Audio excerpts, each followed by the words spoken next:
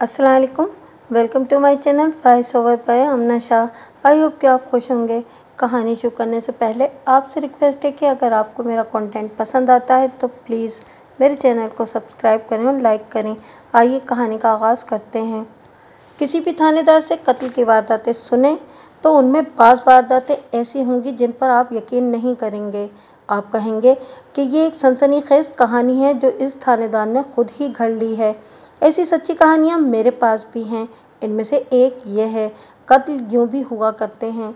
ये भी जहन में रखें कि कत्ल करने वाले वहशी और आदमखोर या पेशावर जल्लाद नहीं हुआ करते। वो हम सब जैसे इंसान होते हैं। फिर वो किस तरह इंसान की जान ले लेते हैं? इस सवाल का जवाब मीम अलिफ से पूछें। मैं इतना ही बता सकता हूँ कि कत्ल एक लम्हे के पागलपन का नतीजा होता है। वो गांव खासा बड़ा था। मेरा थाना 4.5 मील दूर कस्बे में था और ये गांव मेरे थाने में आता था। इसमें हिंदू और सिख भी आबाद थे, लेकिन अक्सरियत मुसलमानों की थी। ये सब काश्तकार थे। 3 बिरादरियाँ बड़ी जिम्मेदारी वाली थीं। बाज़ दरमियाना दर्जे के और कुछ इससे कम दर्जे के जमींदार थे। शुभ नंबरदार, चौकीदार और 2-3 और आदमी इतला लाए कि गांव से 5-6 फरलांग दूर टीलों में गांव के एक आदमी की लाश पड़ी है। उसकी उम्र 30-32 साल बताई गई थी। उसके रिश्तेदारों में से उसका एक चचा और एक या शायद 2 चचाजाद भाई थाने आए थे। मैंने लाश की हालत पूछी तो उन्होंने बताया कि चेहरा, गर्दन और कंधे सही सलामत हैं। पेट फटा हुआ और अंदर से सब कुछ खाया हुआ है। मैं उनसे मालूम करना चाहता था कि लाश पर जख्मों और ज़रबों के निशान हैं या नहीं। उन्होंने लाश की जो हालत बताई उसमें मुमकिन नहीं था कि जख्म नजर आते। मैं मौके पर गया। वो जगह खुरों के लिए मौजूद थी। मट्टी और धूल थी, लेकिन लोगों ने खुरे नहीं रहने दिए थे। रात को आंधी भी चली थी। मट्टी इतनी उड़ी थी कि खुरे दब गए। वो जगह और इर्द गिर्द खासा इलाका वीरान था। आंधी न चलती तो मौका वारदात से दूर, जहाँ तक लोग नहीं पहुँचे थे, खुरा मिल ही जाता। लाश पर चादर डाल दी गई थी। मैंने हटाकर देखा। लाश की हालत उससे ज़्यादा बुरी थी जो मुझे बताई गई थी। चेहरा, गर्दन, कंधे, सीने का ऊपर का हिस्सा ठीक हालत में था। इससे नीचे गीदड़ों, लोमड़ों और शायद भेड़ियों ने भी गोश्त का ज़्यादातर हिस्सा खा लिया था। गर्दन पर खून जमा हुआ था। मैंने उल्टा करा तो गर्दन कटी हुई लगी। गर्दन को पीछे और दाएं तरफ गहरा कट था। ये कुल्हाड़ी, तलवार या टोके का था। सर के पिछले हिस्से पर इस कट से ज़रा ऊपर ऐसा ही एक और जख्म था। इस पर बाल थे और खून भी जमा हुआ था। इसलिए ये नहीं देखा जा सकता था कि ये जख्म कितना लंबा है और क्या खोपड़ी भी कटी हुई है या नहीं। अगर गर्दन और सर पर 2 जख्म और न होते तो मौत का बायस मालूम करना नामुमकिन हो जाता। ये कहना भी मुश्किल हो जाता कि उसे कत्ल किया गया है। कहा जा सकता था कि ये शख्स चलते चलते किसी और वजह से मर गया और गीदड़ों वगैरह ने उसे खा लिया। लेकिन इस लाश का मामला बिल्कुल साफ था। इसे कत्ल किया गया था। मैंने वहाँ जो कागज़ पत्र तैयार करना था वो किया और लाश को पोस्टमार्टम के लिए भिजवाने का इंतज़ाम किया। लाश के इर्द गिर्द ज़मीन पर कोई खुरा तो नहीं था, लेकिन ये पता चलता था कि मकतूल तड़पता रहा है। खून 2-3 गज दूर दूर बिखरा हुआ था। मट्टी लाल थी। मकतूल देहाती जवान था। उसके जिस्म में इतना खून था जो कि आजकल की उम्र के 6 आदमियों में भी नहीं होता। इर्द गिर्द ज़मीन पर बहुत देखा। हेड कांस्टेबल और कांस्टेबलों को भी इस काम पर लगा दिया कि मट्टी हटा हटा कर देखें, शायद कोई चीज़ मिल जाए जो सुराग रसानी में मदद दे सके। कुछ भी ना मिला। वो इलाका इस तरह था कि ज़मीन गहराई में थी। इधर उधर टीले थे और टीकरियाँ भी थीं और कहीं से ज़मीन कटी पिटी थी, कहीं घास थी, कहीं खुश्क सरकंडे और ज़्यादातर ज़मीन खुश्क और बंजर थी। इसमें से तंग सा रास्ता गुजरता था। एक तरफ मौका वारदात से तकरीबन 150 गज दूर बरसाती नाला था। इसमें कहीं कहीं रुका हुआ पानी था। मैंने वहां जाकर भी देखा। कातिल ने आला कत्ल इस पानी में धोया होगा। मैं इस उम्मीद पर वहां गया था कि शायद कोई निशान या खुरा मिल जाए, लेकिन वहां भी कुछ न मिला। मैं गांव में चला गया। नंबरदार ने बड़ी तेजी से चौपाल में पलंग रखवा दिया। छोटी सी मेज और 2-3 कुर्सियां भी ले आया। मैंने मकतूल के बाप और भाइयों को बुलाना था, लेकिन मुझे बताया गया कि उसकी अकेली ज़ात थी। माँ बाप मर चुके थे, 2 बड़े भाई थे और दोनों ख़त्म हो चुके थे। वो अकेला रह गया था। उसका एक चचा और उसके 2 या 3 बेटे थे। मैंने नंबरदार को अपने पास बिठाकर पूछा कि मकतूल की किसी के साथ खानदानी दुश्मनी थी। खानदानी दुश्मनी तो नहीं थी, खानदानी झगड़ा था, नंबरदार ने जवाब दिया। मकतूल की अपने चचा के साथ ज़मीनें मुश्तरक थीं। 1 साल हुआ इनमें तकसीम होनी थी। मकतूल को शिकायत थी कि चचा ने उसका कुछ हिस्सा मार लिया है। इस पर इनका झगड़ा रहता था। इनकी आपस में कभी लड़ाई हुई थी? ज़बानी, नंबरदार ने जवाब दिया। लड़ाई निहायत मामूली सी बातों पर होती थी, वैसे ही हाथापाई समझ लें। मकतूल अकेला था, उसका साथ देने वाला कोई नहीं था। दूसरी तरफ चचा और उसके 3 बेटे थे। मकतूल उनका मुकाबला नहीं कर सकता था। क्या ऐसा हो सकता है कि मकतूल ने इन लोगों के साथ फिर झगड़ा मोल लिया हो और उन्होंने उसे कत्ल कर दिया हो? अगर झगड़ा हुआ होता तो गांव में सबको नहीं तो किसी को तो पता चलता, नंबरदार ने जवाब दिया। मैं गांव की पूरी खबर रखता हूँ, इनमें कोई ताज़ा झगड़ा नहीं हुआ था। मकतूल के चचाजाद भाई कैसे हैं? मैंने पूछा। क्या वो कत्ल करने की हिम्मत रखते हैं? इस खानदान में कभी ऐसी वारदात नहीं हुई, नंबरदार ने जवाब दिया। लेकिन दूसरे के दिल की बातें कौन बता सकता है? एक और आदमी पर गौर करें, उसका नाम कय्यूम है। जवान आदमी है, उम्र 25-26 साल होगी। वो मकतूल के घर हर रोज़ जाता था। इसमें कोई शक नहीं कि कय्यूम मंजूर की बीवी की खातिर उसके घर जाता था। लोग कहते हैं कि कय्यूम के मंजूर यानी मकतूल की बीवी के साथ ताल्लुकात हैं, और ये कहने वाले भी हैं कि मकतूल बुरी नीयत से मंजूर के घर नहीं जाता। वो कहते हैं कि ये मुंह बोले बहन भाई हैं। मकतूल की बीवी कय्यूम से 4-5 साल बड़ी है। कय्यूम शादीशुदा है? नहीं, नंबरदार ने जवाब दिया। उसकी उम्र इसी तरह गुजरेगी, उसे किसी लड़की का रिश्ता नहीं मिल सकता। एक रिश्ता मिला था लेकिन कय्यूम ने शादी से इनकार कर दिया था। क्यों? मैंने पूछा। रिश्ता क्यों नहीं मिल सकता? ज़ाहिरी तौर पर ठीक रहता है, नंबरदार ने बताया, लेकिन उसके दिमाग में कोई खराबी है। कभी अकेला बैठा बातें करता है, हंसता भी है, लेकिन उसकी ये हालत ज़्यादा देर नहीं रहती। थोड़ा अरसा गुजरता है तो बाकायदा नमाजी बन जाता है। मस्जिद में नमाज़ें पढ़ता है और जहाँ 2-4 आदमी इकट्ठे बैठे या खड़े देखे, इनमें जा पहुँचता है और मौलवियों की तरह बात शुरू कर देता है। लोगों को क़यामत के हिसाब किताब से और दोज़ख से डराता है। ये सिलसिला 10 दिन या 12 दिन चलता है। फिर नमाज़ें ऐसी छोड़ता है कि मस्जिद के करीब से भी नहीं गुजरता। लोग उसे कहते हैं कि तुम दूसरों को दोज़ख से डराते हो, तुम खुद दोज़ख से क्यों नहीं डरते? वो इसके जवाब में चुप रहता है या वैसे ही कोई जवाब दे देता है। उसका बाप है, 3 भाई हैं, 2 बहनें हैं। इनकी ज़मींदारी लंबी चौड़ी है, चौबारा है, ज़ात ऊंची है, रुपया पैसा है, इज्जत वाला ख़ानदान है। घर वालों ने उसे खुली छुट्टी दे रखी है। ज़मीनें मज़ारों के पास हैं। क्या तुम यकीन से कह सकते हो कि कय्यूम के मकतूल की बीवी के साथ काबिल एतराज़ ताल्लुकात हैं? मैंने पूछा। मैं सिर्फ शक और शुबे की बात नहीं सुनना चाहता। वो मकतूल की मौजूदगी में भी उसके घर जाता था, नंबरदार ने कहा। मैं यकीन के साथ कुछ भी नहीं कह सकता। यह भी कोई आदमी नहीं कह सकता कि उसने कय्यूम को बाहर कहीं मंजूर की बीवी के साथ देखा हो। इससे तो ये जाहिर होता है कि कय्यूम ने मकतूल को दोस्त बना रखा था, मैंने कहा। ये बात भी नहीं, नंबरदार ने कहा। मैंने मंजूर को कहा था कि इस शख्स के साथ इतनी गहरी दोस्ती ना रखो, पगला सा है, कोई उल्टी सीधी हरकत कर बैठेगा। वैसे भी लोग बातें बनाते हैं। मंजूर ने परेशान सा होकर मुझे कहा कि मैंने इसे दोस्त नहीं बनाया। आता है और मेरे पास बैठ जाता है, बातें बड़ी शराफत की करता है। मैं उसके साथ बात नहीं करता, लेकिन वो मुझसे बात करवा लेता है। मंजूर ने यह भी कहा कि कय्यूम मेरी बीवी को देखता रहता है। उसकी बीवी का कय्यूम के साथ रवैया क्या होता है? मैंने पूछा। मंजूर ने मुझे बताया था कि उसकी बीवी कय्यूम के साथ कोई बात कर लेती है, नंबरदार ने जवाब दिया। दरअसल बात यह है जी कि मंजूर कय्यूम के ख़ानदान के मुकाबले में कमज़ोर था और अकेला भी था।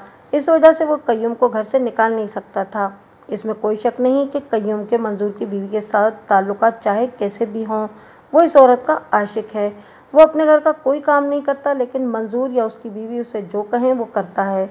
मैं तो कहता हूँ कि नौकरों की तरह उनका काम करता है, लेकिन ऐसा नहीं होता कि वो इससे काम ही लेते रहते हों। मकतूल के बच्चे कितने हैं? एक भी नहीं, नंबरदार ने जवाब दिया। शादी को 10 साल हो गए हैं, अभी तक औलाद नहीं हुई। ये बात सुनी तो मेरे कान खड़े हो गए। 10 साल में औलाद न हुई? कय्यूम उनके घर जाता है। खामिद मकतूल को भी ये भी मालूम है कि कय्यूम उसकी बीवी के पीछे है, लेकिन मकतूल में इतनी जुर्रत नहीं थी कि वो कय्यूम का अपने घर में दाखिला बंद कर देता। देहाती माशरे में ये कोई भी बर्दाश्त नहीं कर सकता जो मकतूल बर्दाश्त कर रहा था। मैं जिस वक्त की बात कर रहा हूँ, उस वक्त तो देहात में बहुत ही सख्ती थी। इन्हीं बातों पर और महज शक व शुबे में ही खून खराबा हो जाया करता था। میں نے اس صورتحال سے یہ رائے قائم کی کہ مقتول بزدل اور ڈھیلا ڈھالا سا آدمی تھا اور اس وجہ سے اسے بیوی پسند نہیں کرتی تھی۔ بیوی قیوم کو چاہتی تھی اور قیوم بھی اس کو چاہتا تھا۔ دونوں نے مقتول کو راستے سے ہٹانے کا یہ طریقہ اختیار کیا کہ اسے قیوم نے قتل کر دیا۔ یہ بھی ہو سکتا ہے کہ مقتول نے قیوم کو اپنے گھر میں آنے سے روکا ہوگا۔ قیوم کا دماغ پہلے ہی خراب تھا، اس نے مقتول کو ختم کر دیا۔ میں نے نمبردار سے قیوم کے متعلق مزید معلومات لیں، پھر میں نے ذیلدار سے اور ایک سفید پوش سے اور ایک اور آدمی سے جو تھانے میں میرے سلام کو آیا کرتا تھا، قیوم کے متعلق کریت کریت کر پوچھا۔ ان سب نے جو بیان دیے وہ نمبردار کے بیان کی تائید کرتے تھے۔ میں نے سب سے پوچھا کہ قیوم پر قتل کا شک کیا جا سکتا ہے یا نہیں۔ سب نے کہا تھا کہ وہ جرأت والا آدمی ہے اور اس کے دماغ پر بھی کوئی اثر ہے، اس پر قتل کا شبہ کیا جا سکتا ہے۔ ان میں سے 2 آدمیوں نے کہا تھا کہ مقتول کی بیوی اگر اسے یہ کہہ دے کہ فلاں آدمی کو یا میرے خاوند کو قتل کر دو تو وہ اس عورت کا حکم بجا لائے گا۔ اس کے عام چال چلن کے متعلق سب نے کہا کہ اتنے امیر اور اتنی بڑی زمینداری والے خاندان کا ہو کر بھی اس نے کبھی کسی سے چھیڑ چھاڑ نہیں کی اور کسی نے کبھی اس کے خلاف ایسی شکایت نہیں کی۔ مجھے یہ بھی بتایا گیا کہ اس کے ہم عمر اس کے ساتھ مذاق اور چھیڑخانی کرتے ہیں لیکن وہ خفا نہیں ہوتا۔ اس کی دماغی خرابی پیدائشی ہے یا بعد میں کچھ ہوا تھا؟ بعد میں، ذیلدار نے جو بہت بوڑھا ہو چکا تھا جواب دیا۔ 12-13 سال کی عمر تک یہ بالکل ٹھیک تھا۔ اس کی چھوٹی بہن جو 8-9 سال کی تھی مر گئی۔ قیوم گلیوں میں روتا پھرتا تھا، کئی بار اسے قبرستان سے بہن کی قبر سے اٹھا کر لائے تھے۔ جب کبھی ایسا ہوتا تھا تو وہ چیختا چلاتا تھا کہ مجھے بھی اس میں دفن کر دو۔ 2-2.5 سال بعد اس کی ماں مر گئی۔ اس کی یہ حالت ہو گئی کہ چپ چاپ بیٹھا رہتا اور ہر طرف اور ہر کسی کو اس طرح دیکھتا جیسے اس کی بینائی ختم ہو گئی ہو۔ اس کی آنکھ میں آنسو آتا ہی نہیں تھا۔ اس کی بہنوں نے، بھائیوں نے، باپ نے اس کے ساتھ بہت پیار کیا، لیکن اس کی یہی حالت رہی کہ خاموش بیٹھا رہتا یا خاموشی سے ادھر ادھر ٹہلتا رہتا تھا۔ عجیب بات یہ دیکھی کہ ماں کے مرنے کے بعد وہ ایک بار بھی قبرستان میں نہیں گیا۔ مجھے بتایا گیا کہ جوانی میں آ کر یعنی 17-18 سال کی عمر میں قیوم نے بولنا شروع کیا، لیکن اس کی بعض حرکتیں پاگلوں جیسی تھیں۔ پھر وہ بالکل ٹھیک نظر آنے لگا، باتیں کرتا تھا، سنتا بھی تھا، لیکن کوئی بات اور کوئی حرکت ایسی کر دیتا تھا جس سے پتہ چلتا تھا کہ اس کا دماغی توازن صحیح نہیں۔ ان سب میں سے 2 آدمیوں نے یقین کے ساتھ کہا کہ مقتول کی بیوی کے ساتھ قیوم کے مراسم ہیں اور ان دونوں نے مقتول کو دھوکے میں رکھا ہوا تھا۔ میں نے توجہ قیوم پر ہی مرکوز کر دی۔ اس کی دماغی خرابی سے میرا شک پختہ ہو رہا تھا۔ ابھی تو میں نے خفیہ مخبروں سے رپورٹیں لینی تھیں۔ میں نے اب تک جن افراد کے بیان لیے تھے وہ سب قیوم کی ذات کے تھے۔ میں نے قیوم سے پہلے مقتول کی بیوی سے پوچھ گچھ بہتر سمجھی۔ اسے بلایا۔ پہلے تو میں نے یہ دیکھنا تھا کہ اپنے خاوند کی موت کا اسے کتنا غم ہے، اور اگر غم ہے تو یہ دکھاوے کا ہے یا صحیح معنوں میں غم ہے۔ وہ میرے سامنے آئی تو اس کا سر ڈول رہا تھا، اس کی آنکھیں سوجی ہوئی اور ناک سرخ تھی، اس کی سسکیاں نکل رہی تھیں۔ وہ گورے رنگ کی عورت نہیں تھی، رنگ ہلکا سا سانولا تھا، البتہ چہرے کے نقش اچھے تھے۔ آنکھیں موٹی تھیں، سوجی ہوئی ہونے کے باوجود اچھی لگتی تھیں، اور اس کا قد کاٹ بھی بہت اچھا تھا۔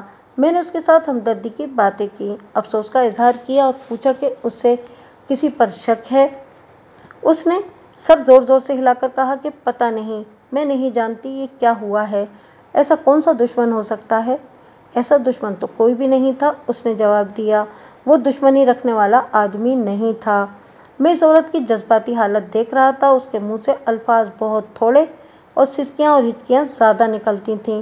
اس کیفیت میں اکثر یوں بھی ہوتا ہے کہ غصے اور انتقام کی شدت کی وجہ سے منہ سے ایسی باتیں نکل جاتی ہیں جو تفتیش کرنے والے کو ملزموں تک آسانی سے پہنچا دیتی ہیں، لیکن یوں بھی ہوتا ہے کہ گواہ یا مشتبہ اس جذباتی کیفیت میں غلط باتیں بھی کہہ دیتا ہے یا بڑھا چڑھا کر بات کرتا ہے، جس سے تفتیشی افسر گمراہ ہو جاتا ہے۔ گواہ یا مشتبہ جب کچھ دنوں بعد اپنے آپ میں آتا ہے تو وہ اپنی کہی ہوئی غلط بات پر ہی اڑا رہتا ہے۔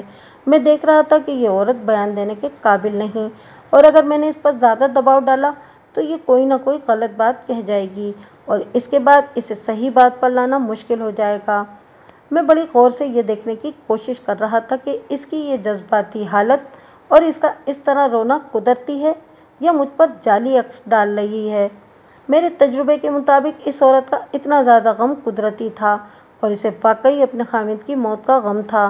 میں نے ان عورتوں کا رونا بھی دیکھا تھا جنہوں نے اپنے خاوندوں کو اپنے ہاتھوں زہر دیا یا اپنے آشناؤں سے مروایا تھا۔ میں نے یہی بہتر سمجھا کہ اسے بعد میں شامل تفتیش کروں گا، فی الحال اس سے کچھ ابتدائی اور ضروری باتیں پوچھ لوں۔ منظور گھر سے کس وقت نکلا تھا؟ میں نے پوچھا۔ شام کو گھر سے نکلا تھا، اس نے جواب دیا۔ کچھ بتا کر نہیں گیا تھا کہ کہاں جا رہا ہے؟ نہیں، اس نے جواب دیا۔ کیا وہ شام کو اسی طرح ہر روز باہر جایا کرتا تھا؟ کبھی کبھی، اس نے جواب دیا، لیکن اس نے مجھے کبھی بتایا نہیں کہ وہ کہاں جا رہا ہے۔ تمہیں معلوم تو ہوگا کہ وہ کہاں جایا کرتا تھا؟ میں نے کہا۔ دوستوں یاروں میں جا بیٹھتا ہوگا۔ وہ جوا تو نہیں کھیلتا تھا؟ نہیں، اس نے جواب دیا۔ میں یہ بتا سکتی ہوں کہ وہ جوا نہیں کھیلتا تھا، اس میں کوئی اور بری عادت بھی نہیں تھی۔ آمنہ، میں نے اسے کہا، تمہارا خاوند قتل ہو گیا ہے اور یہ میرا فرض ہے کہ میں قاتل کو پکڑوں۔ میری جتنی مدد تم کر سکتی ہو اتنی اور کوئی نہیں کر سکتا۔ اگر تم نہیں چاہتی کہ قاتل پکڑا جائے تو اس کا مطلب یہ نہیں ہوگا کہ میں اپنے فرض کو بھول جاؤں۔ میں نے تو ہر قیمت پر قاتل کو پکڑنا ہی ہے۔ اگر تمہارے پاس کوئی راز کی بات ہے تو وہ ابھی بتا دو۔ اگر یہ بات مجھے کسی دوسرے سے معلوم ہوئی تو تم پھنس جاؤ گی۔ اس وقت کچھ بتا دو گی تو میں پردہ ڈال دوں گا۔ آج کا دن گزر گیا تو پھر میں مجبور ہو جاؤں گا۔ آپ حاکم ہیں، اس نے کہا، جو چاہیں کہہ سکتے ہیں، میں آپ کو ٹوک نہیں سکتی۔ یہ ضرور کہوں گی کہ آپ نے یہ غلط کہا ہے کہ میں اپنے خاوند کے قاتل کو شاید نہیں پکڑوانا چاہتی۔ میں نے آپ کو پہلے ہی کہہ دیا ہے کہ مجھے کچھ پتہ نہیں یہ کیا ہو گیا ہے، کس نے کیا ہے اور کیوں کیا ہے۔ میرا خیال ہے آمنہ، میں نے کہا، تم ابھی بیان دینے کے قابل نہیں، تمہیں بہت بڑا دکھ پہنچا ہے، ابھی رہنے دو۔ گھر جاؤ اور خاوند بیچارے کے تجہیز و تکفین کا انتظام کرو۔ میرا خیال ہے کہ اس وقت کوئی بات کہنے اور سننے کے قابل نہیں ہو، جب ہو جاؤ گی بس تو مجھے صرف ایک بات بتا دو۔ کہیں ایسا تو نہیں تھا کہ منظور نے کسی عورت کے ساتھ تعلق پیدا کر رکھا ہو اور اس عورت کے رشتہ داروں نے انہیں کہیں دیکھ لیا ہو؟ نہیں، اس نے جواب دیا، وہ ایسا آدمی نہیں تھا۔ کیا یہ بات تم یقین کے ساتھ کہہ سکتی ہو؟ میں اس کے ساتھ تو باہر نہیں جاتی تھی، اس نے کہا۔ اگر باہر وہ کچھ کرتا تھا تو مجھے کیسے پتہ چل سکتا تھا؟ میں اس کی عادت بتا رہی ہوں کہ وہ اس قسم کی حرکتیں کرنے والا نہیں تھا۔ میرے پوچھنے پر اس نے 3 آدمیوں کے نام بتائے جو مقتول کے گہرے دوست تھے۔ میں نے ان تینوں کو بلا لیا۔ ان تینوں کو اپنے سامنے اکٹھے ہی بٹھا لیا اور کہا کہ ان میں سے جو سب سے زیادہ مقتول کا گہرا دوست تھا میرے پاس بیٹھا رہے۔ تمہارا بڑا عزیز دوست قتل ہو گیا ہے، میں نے انہیں کہا۔ اگر تمہارے دل میں دوستی کا کچھ خیال ہے تو مجھے کوئی راستہ دکھاؤ تاکہ میں قاتل کو پکڑ سکوں۔ ان میں سے 2 نے ایک کی طرف دیکھا۔ دونوں نے اسے کہا کہ مقتول اس کا اتنا گہرا دوست تھا کہ اس کے ساتھ دل کی باتیں بھی کیا کرتا تھا۔ کیوں بھائی؟ میں نے اس سے پوچھا۔ کیا یہ ٹھیک کہتے ہیں؟ ہاں جناب، اس نے کہا۔ مجھ سے پوچھیں، میں جو کچھ جانتا ہوں وہ بالکل ٹھیک بتاؤں گا۔ میں نے دوسرے دونوں کو کہا کہ وہ ذرا باہر بیٹھیں۔ تمہارا بڑا پیارا دوست قتل ہو گیا ہے، میں نے کہا۔ جب تمہیں اس کے قتل کی اطلاع ملی تو تم نے یہ ضرور سوچا ہوگا کہ وہ کس وجہ سے مارا گیا ہے اور کون قاتل ہو سکتا ہے۔ یہ تو بڑی قدرتی بات ہے جناب، اس نے کہا، لیکن مجھے کچھ سمجھ نہیں آ رہی تھی۔ منظور ایسا آدمی تھا کہ دشمنی کو دل میں دبا لیتا تھا اور کوشش کرتا تھا کہ کسی کے ساتھ لڑائی جھگڑا نہ ہو۔ تمہاری بات سے یہ پتہ چلتا ہے کہ اس کے کوئی دشمن تھے، میں نے کہا۔ تم بتا سکو گی کہ وہ کون ہیں؟ اتنی گہری دشمنی تو کسی کے ساتھ نہیں تھی، اس نے کہا۔ آپ بہت بڑے تھانے دار ہیں، آپ کو معلوم ہے کہ قتل انتقام کی وجہ سے کیا جاتا ہے یا کسی کے خلاف دل میں اتنی نفرت بیٹھ جائے کہ وہ برداشت سے باہر ہو جائے۔ منظور میرے ساتھ ایک ہی آدمی کی باتیں کیا کرتا تھا اور اس کے دل میں اس آدمی کی دشمنی بیٹھ گئی تھی۔ یہ اس کا چچا زاد بھائی ہے۔ وہ 3 بھائی ہیں، یہ درمیانہ ہے۔ اس کے ساتھ دشمنی کیا تھی؟ سب سے بڑی دشمنی تو زمینوں کی تقسیم پر شروع ہوئی تھی، اس نے بتایا۔ یہ سب جانتے ہیں کہ منظور کی زمین کا کچھ حصہ ان لوگوں نے دھاندلی سے مال لیا تھا۔ منظور نے اپنے چچا کو بتایا تھا، چچا مان گیا تھا کہ منظور ٹھیک کہتا ہے۔ اس کا بڑا چچا زاد بھائی بھی مان گیا تھا، لیکن یہ بھائی جس کا نام رشید ہے مرنے ماننے پر اتر آیا۔ وہ اپنے آپ کو بڑا ننھے خان اور روب داب والا سمجھتا ہے۔ اپنے بھائیوں پر بھی اس کا اثر ہے۔ اس اثر کی وجہ یہ ہے کہ اس کی بات کی مخالفت کرو تو گلے پڑ جاتا ہے۔ اس نے اپنے باپ کو اور بھائیوں کو اپنے حق میں اور منظور کے خلاف کر دیا۔ منظور اپنے یہ دکھڑے مجھے سناتا رہتا تھا۔ ان کے دادا کا ایک باغ ہے جس میں سبزیاں اگاتے ہیں اور بڑی آمدنی ہو جاتی ہے۔ منظور نے کہا کہ یہ باغ مجھے دے دو اور اس کے بدلے جتنی زمین مانگتے ہو لے لو۔ منظور نے مجھے بتایا تھا کہ یہ باغ دراصل اس کے باپ نے بنایا اور پھیلایا تھا، کنواں بھی اسی نے کھدوایا تھا، ہٹ بھی اسی نے لگوایا تھا اور اس نے اس باغ پر محنت بھی کی تھی اور ذاتی خرچ کیا تھا۔ اس کی شرافت یہ تھی کہ چونکہ زمینیں ابھی مشترک چلی آ رہی تھیں، اس لیے وہ باغ کی آمدنی منظور کے چچا کے ساتھ برابر تقسیم کرتا تھا۔ باپ مر گیا تو اسے منظور نے سنبھال لیا۔ رشید نے بھی باغ میں جانا شروع کیا اور آہستہ آہستہ باغ پر قبضہ کر لیا۔ منظور کی مجبوری یہ تھی کہ اکیلا تھا، اس کے بھی 2-3 بھائی ہوتے تو کوئی اس کا حق ماننے کی جرأت نہ کرتا۔ یہ بیچارہ چپ کر کے باغ سے الگ ہو گیا۔ رشید اپنے آپ کو بدمعاش سمجھتا تھا۔ باغ پر تو اس نے قبضہ کر لیا تھا، لیکن منظور کو اس نے تانے کے لہجے میں کئی بار کہا کہ یہ باغ اس کی ذاتی ملکیت ہے۔ وہ منظور کو اسی طرح جلاتا رہتا تھا۔ مقتول کا یہ دوست خاصا عقل مند تھا اور پوری خود اعتمادی سے بات کرتا تھا۔ یہ بڑے زمیندار خاندان کا جوان آدمی تھا۔ مجھے امید سی نظر آئی کہ یہ شخص کوئی نہ کوئی سراغ نکال دے گا۔ میں یہ سوچ رہا تھا کہ مظلوم تو مقتول تھا، حق اس کا مارا گیا تھا اور یہ برداشت کر کے الگ بیٹھ گیا تھا، پھر یہ قتل کیوں ہو گیا؟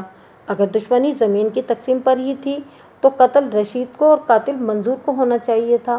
میں نے اپنا یہ خیال منظور کے دوست کو بتایا۔ جناب، اس نے کہا، خدا کی باتیں تو خدا ہی جانتا ہے۔ میں آپ کو یہ بتا رہا ہوں کہ اس کی کوئی اگر عداوت تھی تو وہ کس کے ساتھ تھی اور کس وجہ سے تھی۔ آپ پولیس کے حاکم ہیں، جو عقل آپ میں ہے وہ مجھ میں نہیں ہو سکتی۔ میں آپ کو تھوڑی سی روشنی دکھا رہا ہوں۔ میں آپ کو بتا رہا تھا کہ رشید منظور کے ساتھ چھیڑ چھاڑ کرتا رہتا تھا۔ 2-3 دفعہ تو منظور ذرا سیدھا ہوا۔ پھر اس نے رشید سے کہا کہ میں خاندان کی عزت کی خاطر چپ رہتا ہوں، اگر تم نے زبان بند نہ کی تو میں تمہاری زبان بند کر کے دکھا دوں گا۔ ان دونوں میں لڑائی ہوتے ہوتے رہ گئی تھی۔ میں نے ایک بار رشید کے ساتھ یہی بات کی تھی کہ منظور تمہاری ہر اونچ نیچ برداشت کرتا ہے اور تم اس کا ذرا سا بھی خیال نہیں رکھتے، تو وہ کہنے لگا کہ معلوم نہیں کیا وجہ ہے کہ منظور مجھے بہت برا لگتا ہے۔ ایک دفعہ تو میں نے منظور سے کہا تھا کہ رشید کو کہیں الگ لے جا کر اس کی مار پٹائی کرتے ہیں، لیکن منظور دشمنی کو بڑھانا نہیں چاہتا تھا۔ پھر ایک وجہ اور پیدا ہو گئی۔ برادری کے ایک خاندان نے منظور کو اپنی بیٹی کا رشتہ دے دیا، بات پکی ہو گئی۔ منظور نے لڑکی کے لیے انگوٹھی اور کپڑے بھی بھیج دیے تھے۔ 8-10 دنوں بعد انگوٹھی بھی واپس آ گئی، کپڑے بھی واپس آ گئے اور ساتھ یہ جواب آیا کہ منگنی کو منسوخ سمجھا جائے۔ وہ بڑی خوبصورت لڑکی تھی۔ 2-3 دنوں بعد ہی لڑکی والوں نے رشتہ رشید کو دے دیا۔